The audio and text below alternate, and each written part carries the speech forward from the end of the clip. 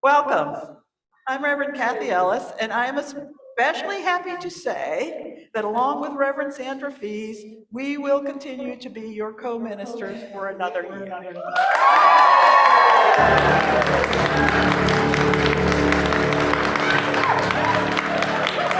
I did say Sandra should be here for this to receive your welcome, but, well, I share leadership with today's service with J.D. Stillwater and Corey Ness and Yvonne Duvall and Laura and the choir, and we're all part of creating this service.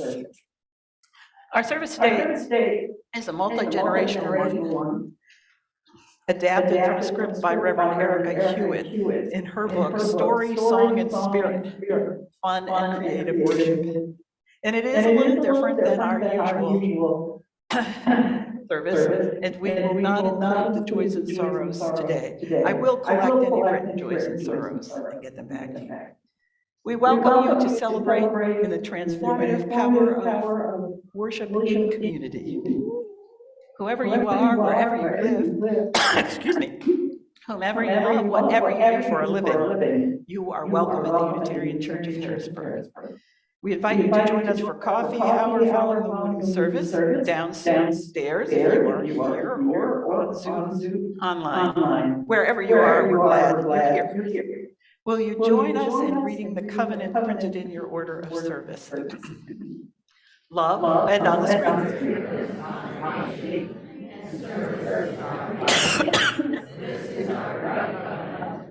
Dwell together in peace. Seek the truth.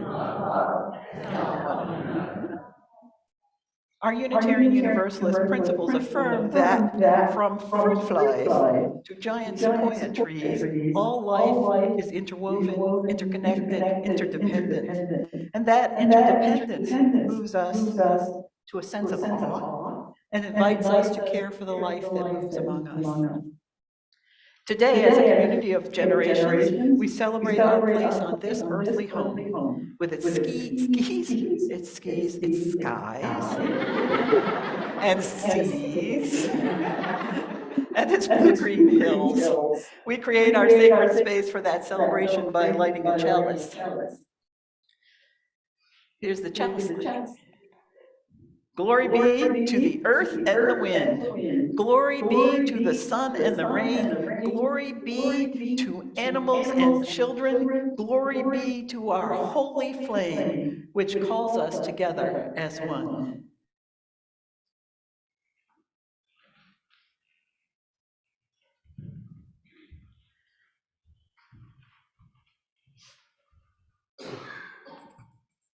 Happy Earth Day. This morning, we celebrate the planet of ours, spinning through space, circling through the sun. Before we talk about where on Earth we are and how to care for our planet, let us practice gratitude. Earth is home to our human family and to millions of other creatures, animals, insects, plants, flowers, birds. And our opening words will be an expression of thanks to them. Do you think that we could name every animal and insect and plant and flower if we spent the whole hour on this? No. It would just take too long. There are just too many living things on our planet. But do you think that we could name just a few? Just the 26 creatures of the alphabet that share our Earth. One for every letter of the alphabet. Let's try it. A. And what we're going to do is we're going to bring our animals to the front. So if you brought a stuffy, you can bring that front. But yes, A, aardvark. A animal. B, bat, right? C. Any cats here today? Oh, we have a caterpillar. And we have a bear? We have a couple of bears. Lovely. And a chipmunk? D. Yes.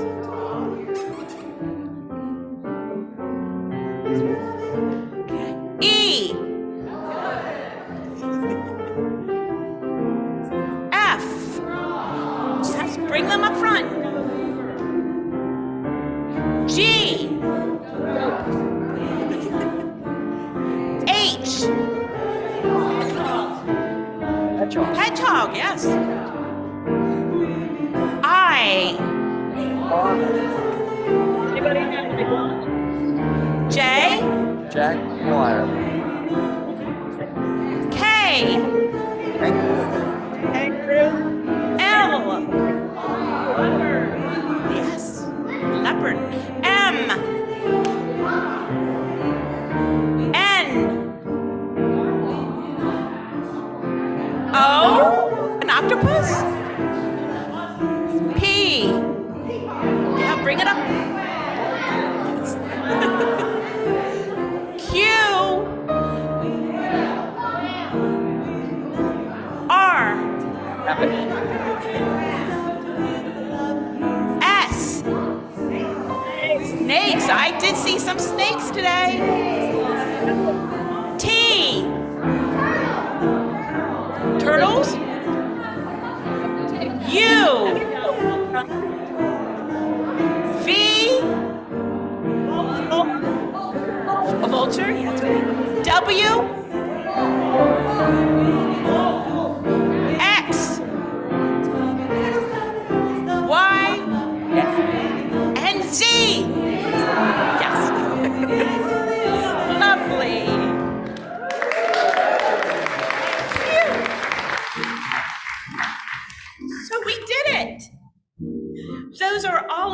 things to be grateful for, and a reminder that we aren't the only ones on this fabulous planet.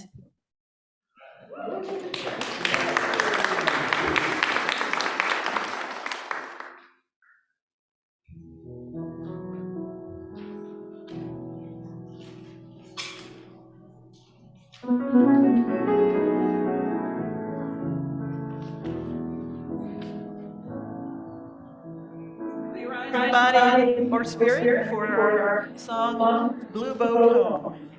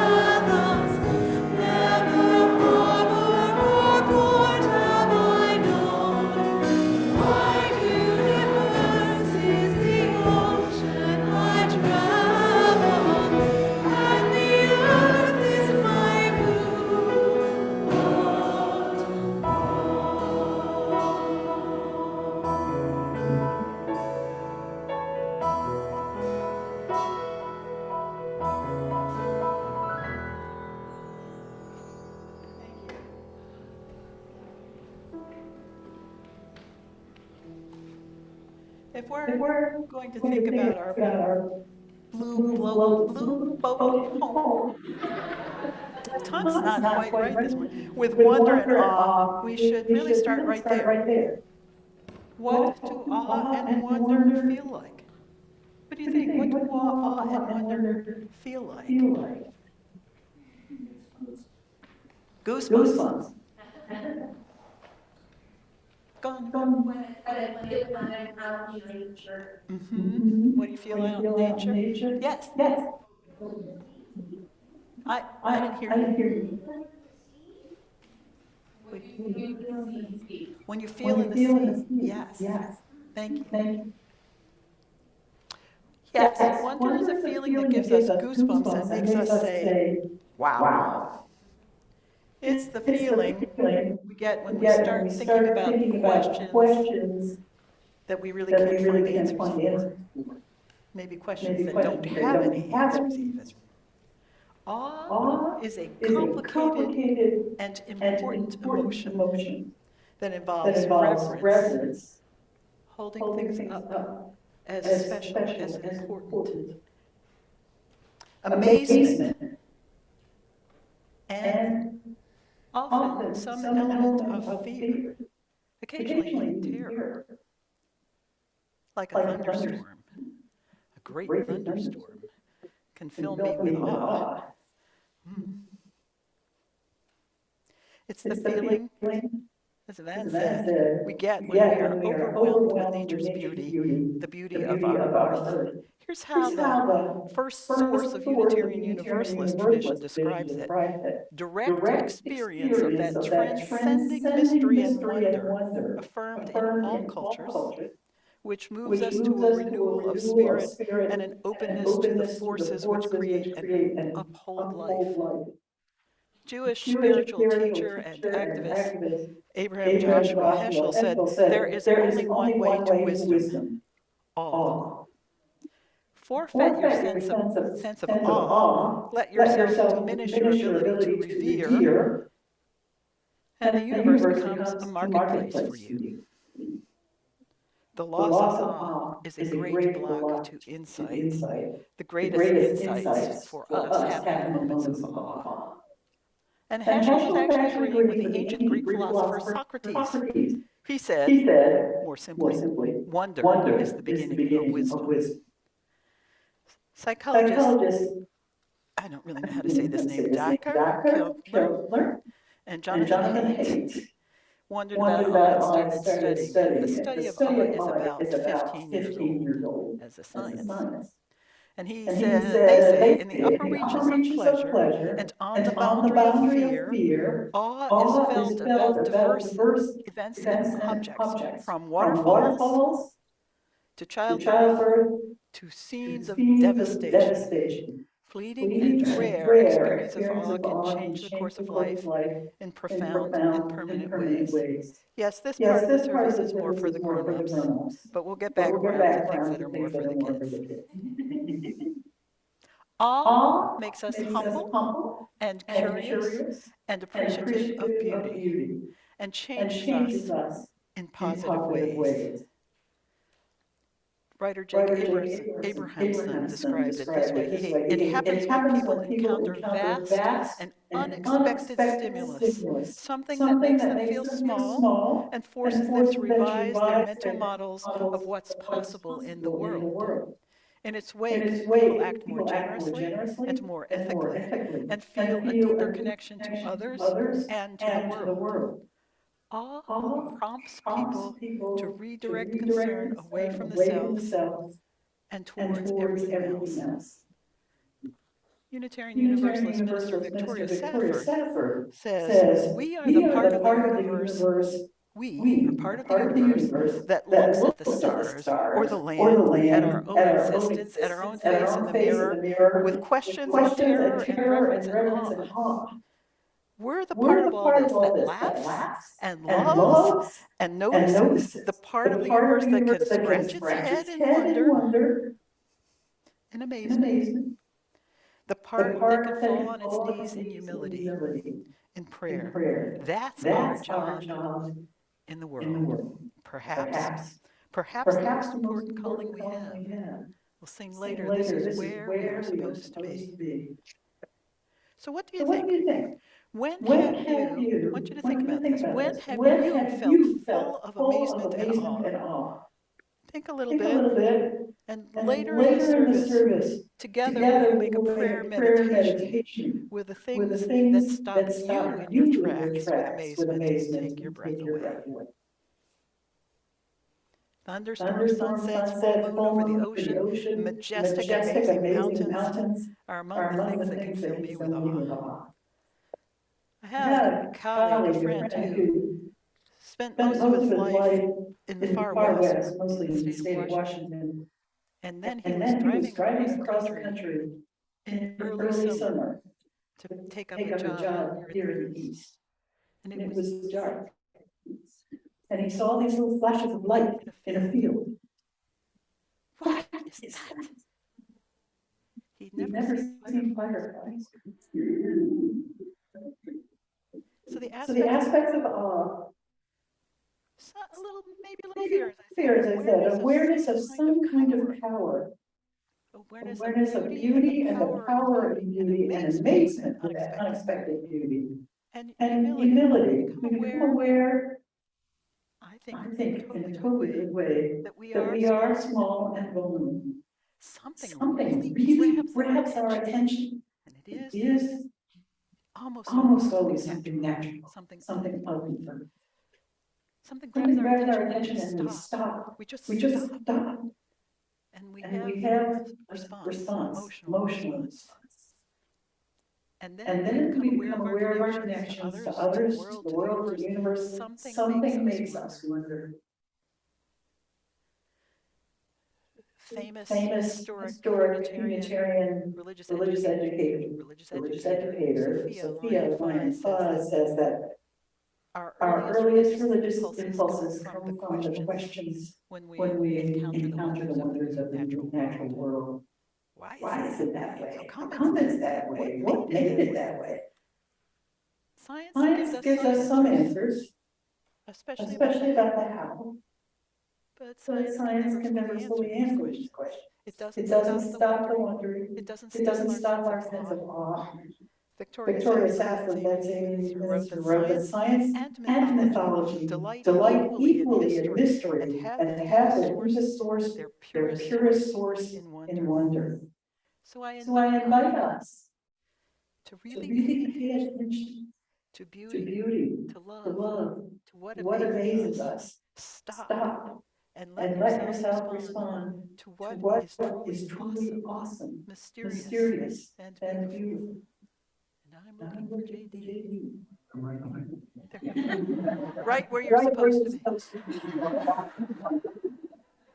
We are where we are called to be.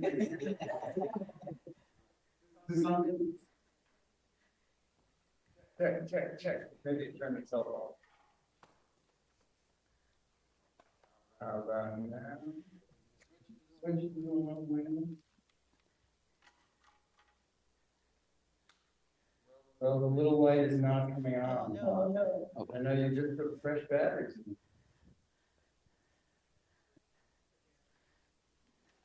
No, it was working before. I haven't changed. Maybe they weren't as fresh as they were supposed to be.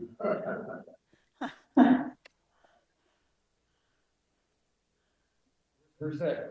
Or- Yeah, you do better when you have to- Around you.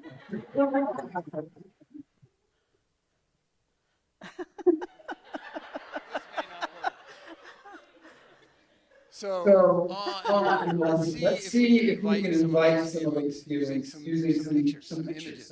And this is a multi-generational service, so I'm gonna ask some questions. And let's give the younger people a few seconds to answer them before we jump in. Does that sound like a deal? All right, okay. Can anyone tell me what this is a picture of? What is this? Yeah. It's It's this church, seen from above. Yeah, well done. So, let's move down here where I can see. So yeah, this is our church the way a bird might see it from above. Now we're blocking. Let's see.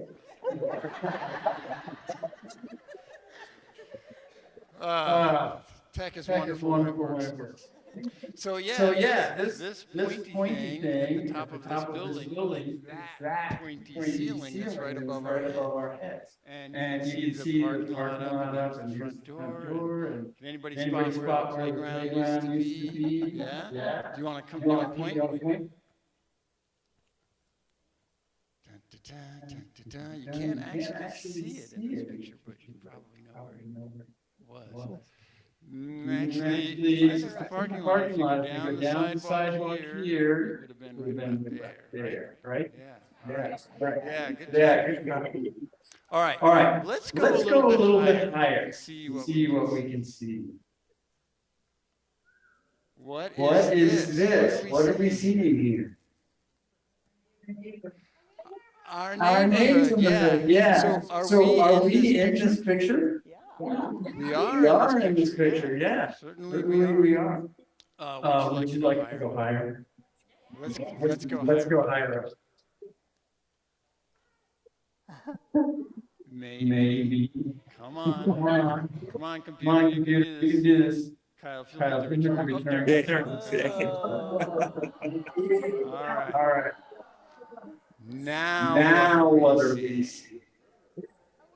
There's a There's little bit of a hint up here. I don't know if you can make that out.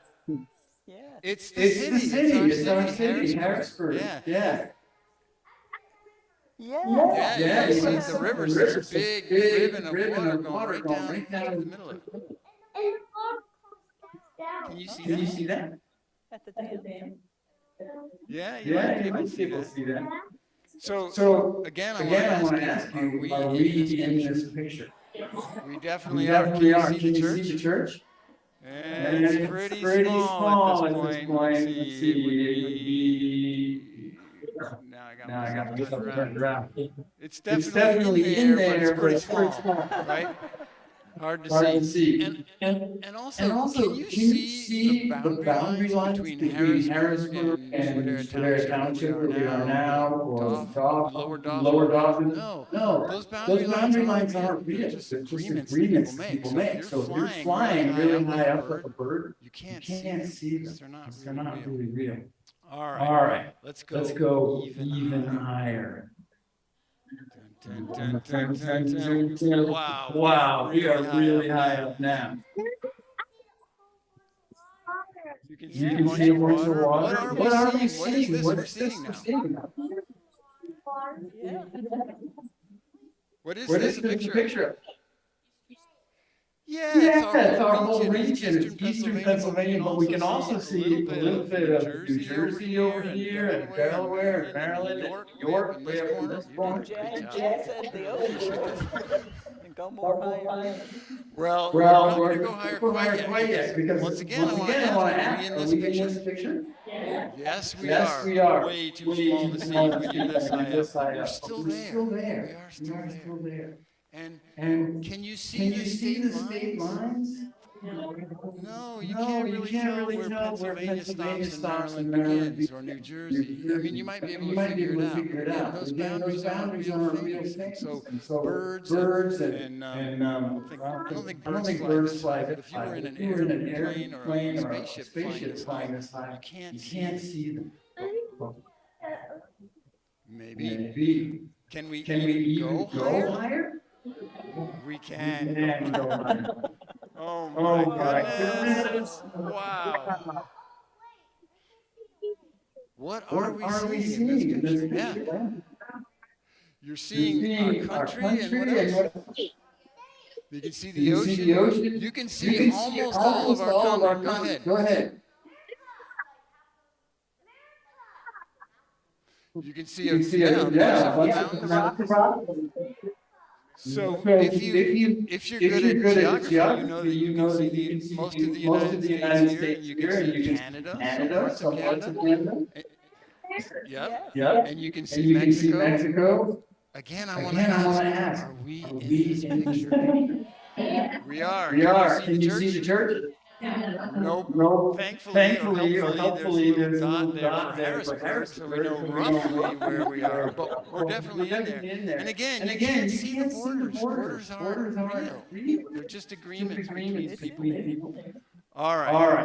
Now we can go even higher, and that is an amazing looking thing that is new, relatively new. We'll talk about that in a second. Here we go. Watch carefully. Wow. Isn't it beautiful? Yeah, what is that? What are we seeing here? It's our planet. Yeah, it's our whole planet. Go ahead, call it out. Could be, yeah. I think this is one of the most beautiful things I've ever seen in a picture. But it's actually even more beautiful than this, because if we were this high up from it, there are clouds. Let's add them in. Wow. So what about this view is different from all the other ones we saw before we're this high up? Is there anything different or special about this one?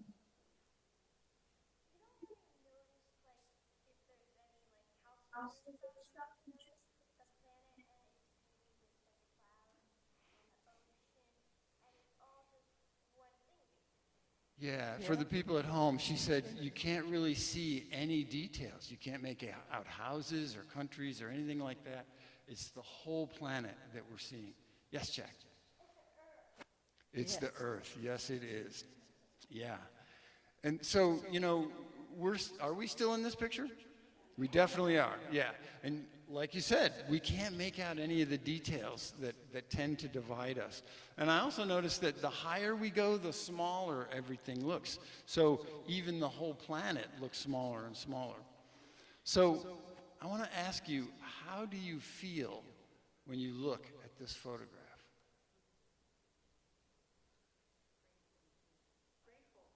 Grateful. Beautiful. Generous, did you say? He did. Nice. Amazed. Amazed.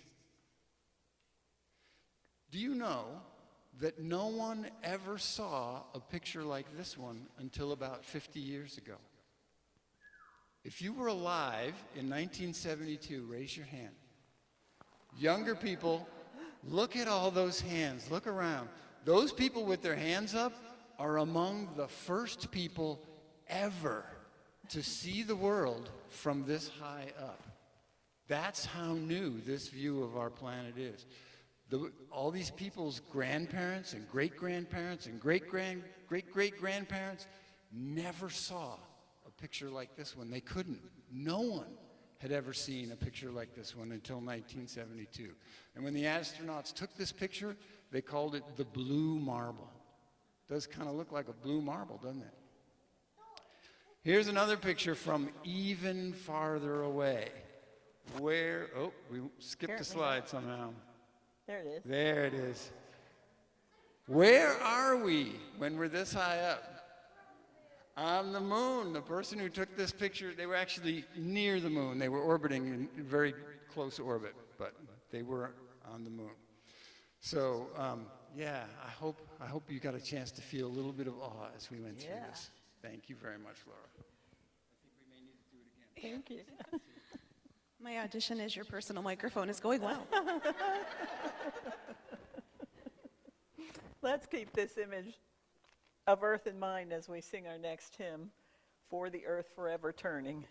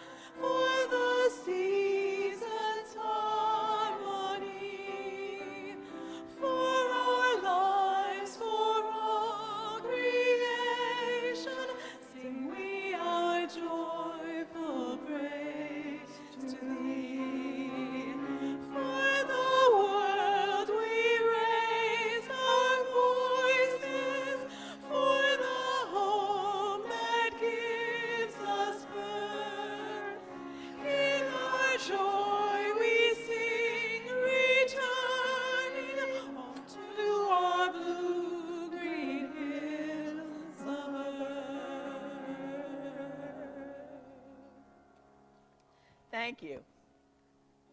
That hymn by composer Kim Oler is an ode to our blue-green hills of Earth.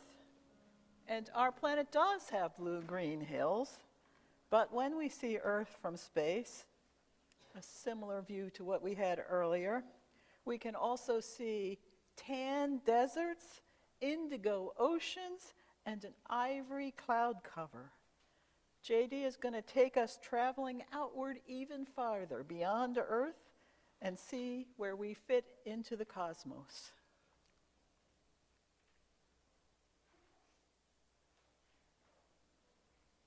If the technology is working, we will go farther out on our journey into the cosmos. Mute here. All right, am I on?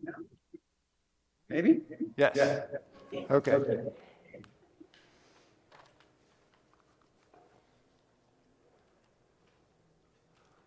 All right. Oh, that's where, yeah, that should do it. Did that fix it? Okay. Wow. All right, once again, I'm going to actually stand this time, although, am I in your way? Can you see the screen? Okay, all right. First question, what, if this will work, come on, tech. Oh, man. Yeah, you can see him. I don't know why this is failing. All right, Kyle, you're going to have to be my backup. Yeah, it ain't working. It's not working at all? No. All of our... There. Let me move this out of the way. All right, what is this? Yeah? It's our solar system, yeah. Again, are we in this picture? We are where? Third rock? Yeah, it's right there, right? And from this distance, you really can't make out even whole continents, right? We can't see our country, we certainly can't see our city or our church, but we're still part of it. We're still in that picture, whether we can see ourselves or anything recognizable or not.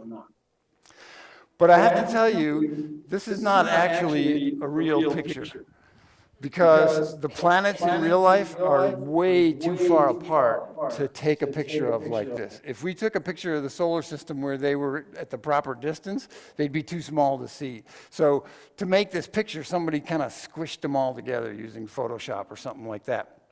In a few minutes, we'll see a real photograph of our Earth from about this far away, actually a little bit farther. But for now, I want to show you a different picture.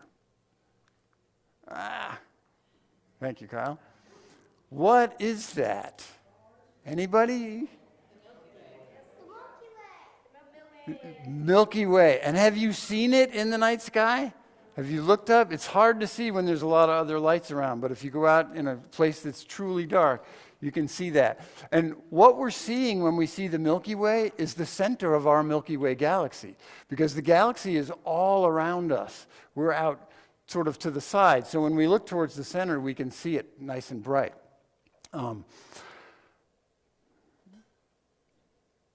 So if we wanted to see what our whole galaxy looked like, we'd have to get outside of it, and we can't do that. It would take millions of years to travel outside of our galaxy. But if we want to get an idea of what it looks like from the outside, we have two options. We can draw or paint it to the best of our ability, like that's an artist's rendition.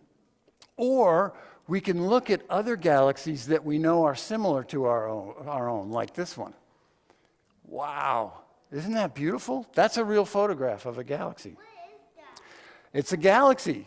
And, if this were our galaxy, we'd be about this far out. But I want to point out that every single dot in that picture, even the ones that are so small that they kind of disappear into the mistiness at the edges, every single dot is a star. And most of them have planets around them. So each little dot in there is a solar system like ours. And here's a couple other galaxies.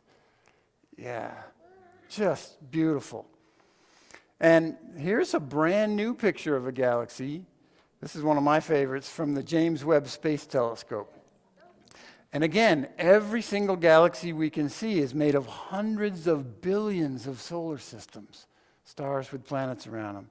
With our telescopes, we can see that there are more solar systems in the universe than there are grains of sand on Earth.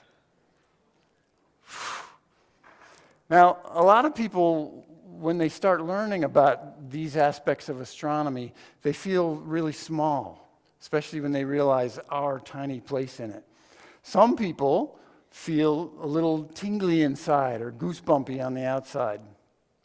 That's why it's really important for us, I think, to try and see Earth from outer space, from as far away as we can. And our next story is about an astronomer who knew that, who knew how important that was. Does anyone know what NASA is? Yes. Yes. You know what it actually stands for?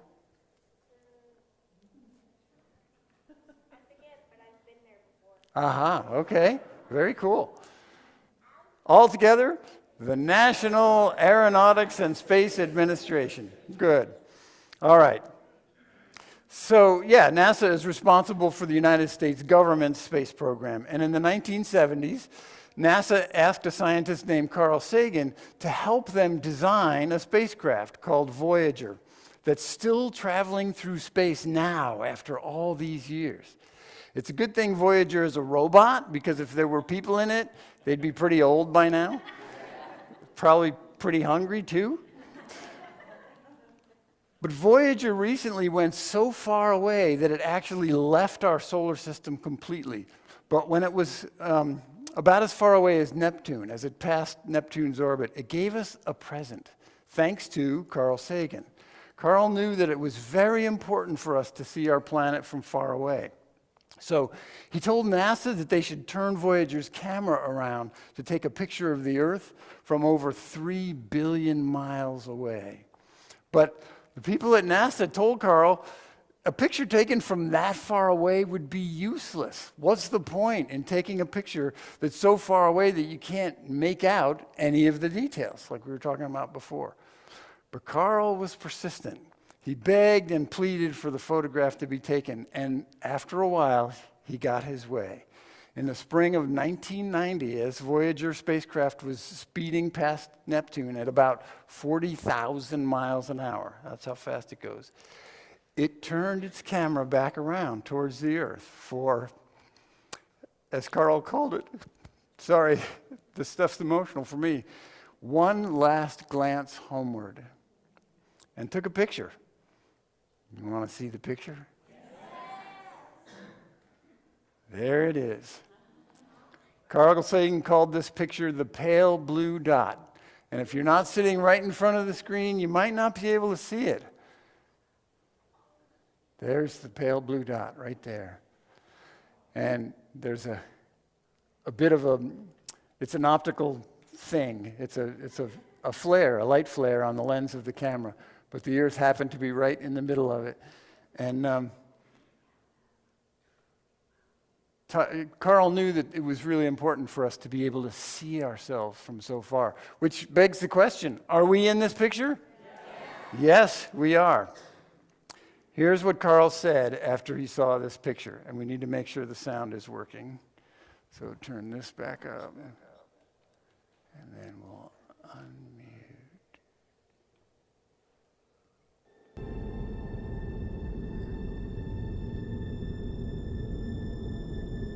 That's here. That's home. That's us. On it, everyone you love, everyone you know, everyone you ever heard of, every human being who ever was, lived out their lives. The aggregate of our joy and suffering, thousands of confident religions, ideologies, and economic doctrines, every hunter and forager, every hero and coward, every creator and destroyer of civilization, every king and peasant, every young couple in love, every mother and father, hopeful child, inventor and explorer, every teacher of morals, every corrupt politician, every superstar, every supreme leader, every saint and sinner in the history of our species lived there, on a mote of dust, suspended in a sunbeam. The Earth is a very small stage in a vast cosmic arena. Think of the rivers of blood spilled by all those generals and emperors, so that in glory and triumph they could become the momentary masters of a fraction of a dot. Think of the endless cruelties visited by the inhabitants of one corner of this pixel on the scarcely distinguishable inhabitants of some other corner. How frequent their misunderstandings, how eager they are to kill one another, how fervent their hatreds. Our posturings, our imagined self-importance, the delusion that we have some privileged position in the universe are challenged by this point of pale light. Our planet is a lonely speck in the great enveloping cosmic dark. In our obscurity, in all this vastness, there is no hint that help will come from elsewhere to save us from ourselves. The Earth is the only world known so far to harbor life. There is nowhere else, at least in the near future, to which our species could migrate. Visit? Yes. Settle? Not yet. Like it or not, for the moment, the Earth is where we make our stand. It has been said that astronomy is a humbling and character-building experience. There is perhaps no better demonstration of the folly of human conceits than this distant image. To me, it underscores our responsibility to deal more kindly with one another and to preserve and cherish the pale blue dot, the only home we've ever known.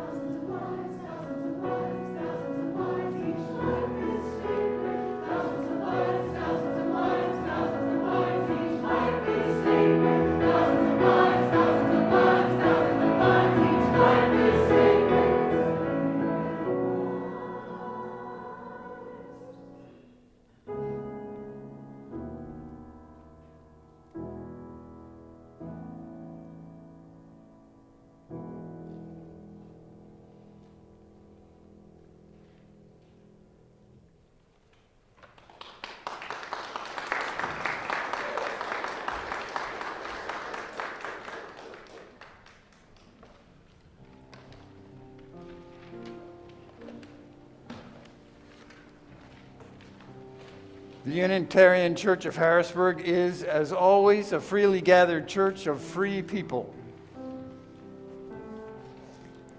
That's missing its plates. Oh, you have them already. Okay, good. As you know, the church is created, sustained, and supported by all of us, including you. Each month we share half our Sunday plate with a local nonprofit organization, and for the month of April, we're sharing with the Harrisburg Center for Peace and Justice. Founded in 1965, Harrisburg Center for Peace and Justice educates the Harrisburg community about housing issues and opportunities and provides counseling and advocacy for individual clients. Today is a little different, which is why the plates aren't up here, and that is because the church has gifts for you as well. So you can put your money in the plate. Where are the plates? Plates themselves are actually missing.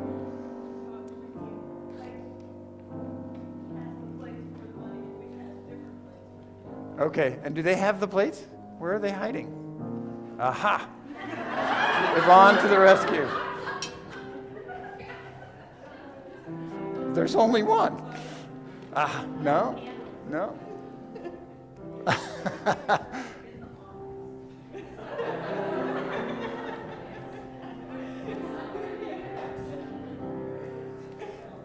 So, yes, two things will be passed. The plates when we find them, and these baskets, and you can take something out of the baskets. If you wish to contribute online, please visit uchbg.org for options. Your financial support and commitment matter. Please consider giving what you're able. Also, before we begin this, oh good, I have a confession to make, and it's not about hiding the plates. Ann and I make our pledge as a percentage of the previous year's income each year, but since I wait until the very last minute to do our taxes, I am also one of those who waits until the very last minute to submit our pledge for next year. I confess that I submitted ours in just the last day or two. If you're like me in that regard, you're now down to the last seconds because the church leadership really needs those pledge numbers in order to craft next year's budget. So do it this afternoon. Enough said about pledging and stewardship? Okay. All right. Here we go. And there's a video for you to watch as well at this time. How do I? They found them. So we don't need these. I'm going to re-hide them.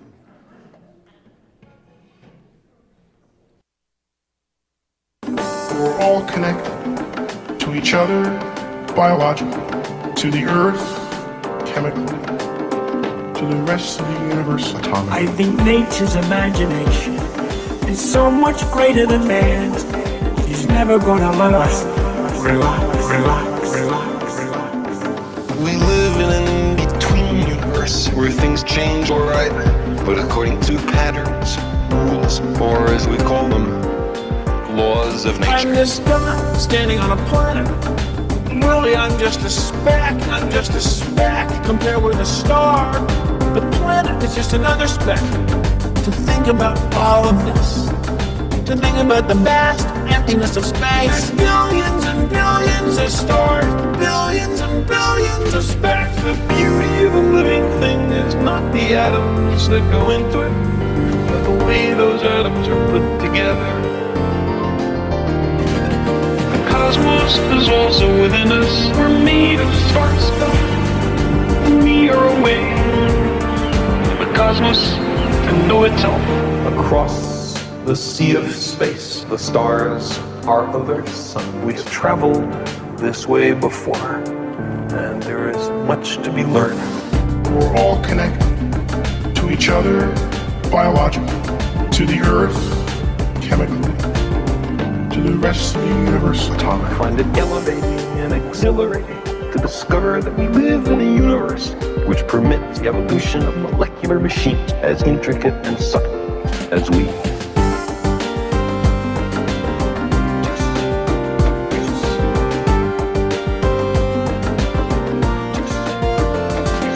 I know that the molecules in my body are traceable to phenomenon in the cosmos. That makes me want to grab people in the street and say, have you heard this? The beauty of a living thing is not the atoms that go into it, but the way those atoms are put together. The cosmos is also within us. We're made of star stuff. We are a way for the cosmos to know itself.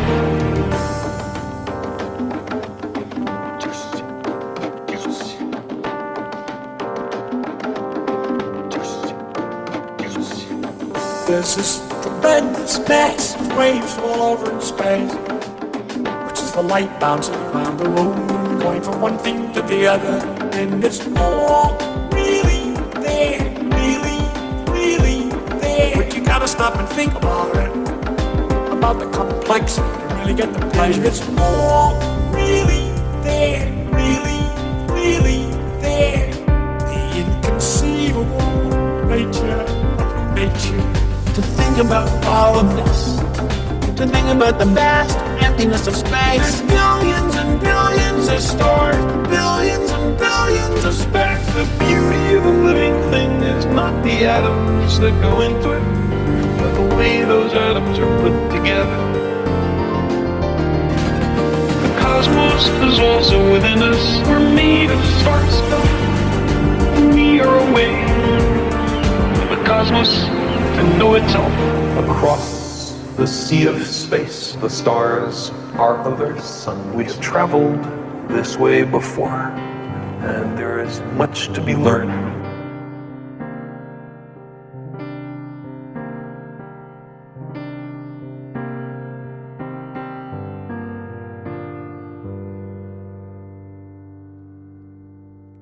These generously given and gratefully received.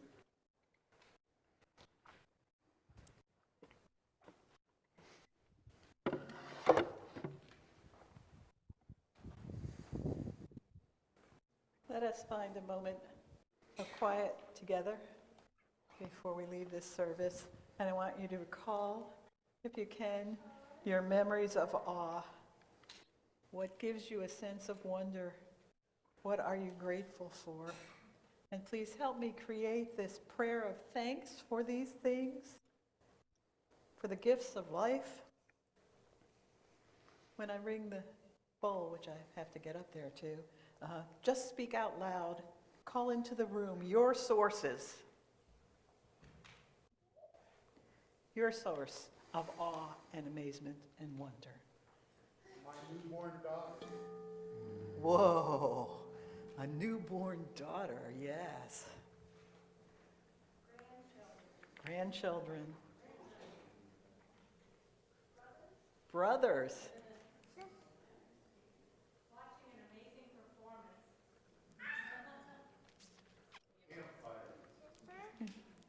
Campfire.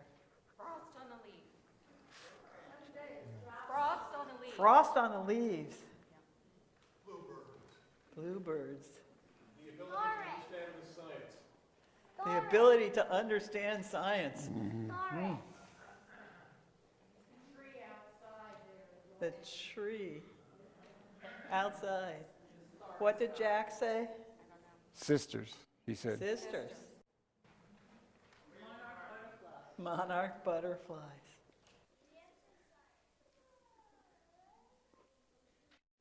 Oceans. Yes, oceans.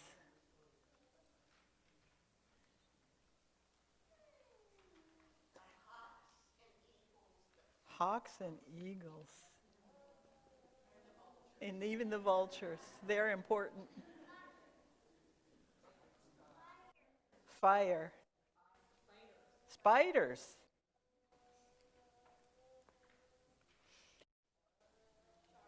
Sharks. Cats. Dogs. Water. Homes.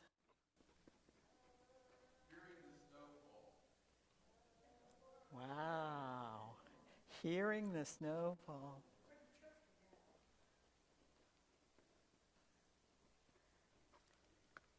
Thank you.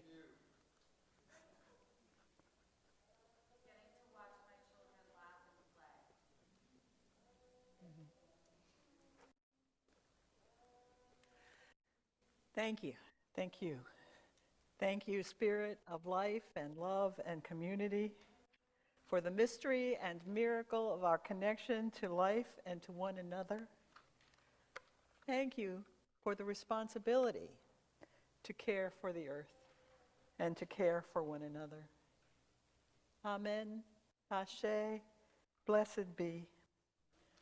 We will extinguish our chalice with words from the recessional hymn to remind us that we must care for our beautiful, beautiful, awesome, and awe-filled earth as we care for each other.